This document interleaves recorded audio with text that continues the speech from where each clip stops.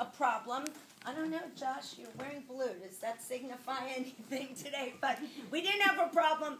This was an easy election for us. This is Josh Horowitz, the president of our SA, and also one of the stars of 12 Angry Jurors. My name is Joshua Horowitz. I'm a senior here at Jack and Barrack Hebrew Academy, the president of the student body, and most importantly, the grandson of Stephen and Bobby Wennick. On behalf of all the students at Jack and Barrack Hebrew Academy, I would like to welcome you to our school. We all understand the important roles that grandparents and grandfriends play in our lives, and how much you support our school, as well as the continuation of Jewish learning. Additionally, I know how much you all will enjoy visiting our classes, meeting our great teachers, and enjoying lunch with us. In this week's Parsha, Vayera, Avraham and Sarah are visited by three guests. Disguised as men, these three visitors are actually angels. One of the angels informs Sarah that in 1 year she will give birth to a son. Sarah laughs at this notion on account of the fact that she has been barren. 1 year later, however, God fulfills this promise by giving Abraham and Sarah a son named Yitzchak. Yitzchak, when translated into English, can be understood as will laugh, alluding to Sarah's original response to the promise.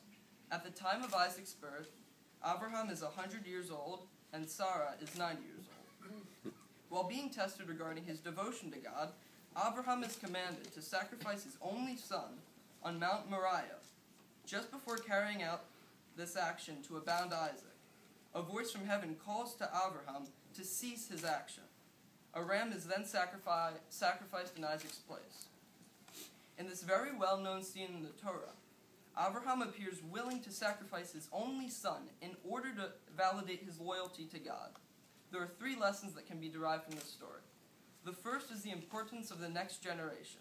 Before Abraham sacrifices Isaac, God saves Isaac, and a ram is sacrificed instead. By saving Isaac, God shows the importance of posterity.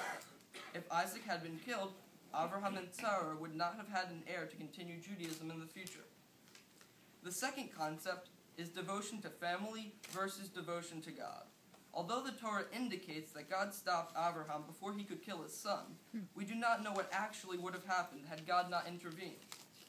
There is an element of uncertainty in the text regarding Abraham's potential action. This, however, stresses a tension between one's devotion to God versus devotion to family. It's not necessarily that one is more important than the other. Rather, they are both very important in different ways. The third lesson is seen through the blessing that Abraham receives. Abraham is told that as a result of his devotion, he will be blessed, his future generations will be multiplied, and his children will be blessed by all of the other nations. This blessing teaches us once again the importance of posterity. Additionally, it also teaches us to continue Judaism, to continue Jewish practices, and to pass on our knowledge to future generations. Once again, thank you for joining us. Have a grand day. And now I would like to introduce the Dean of Students and the Middle School Director, Mrs. Farrell.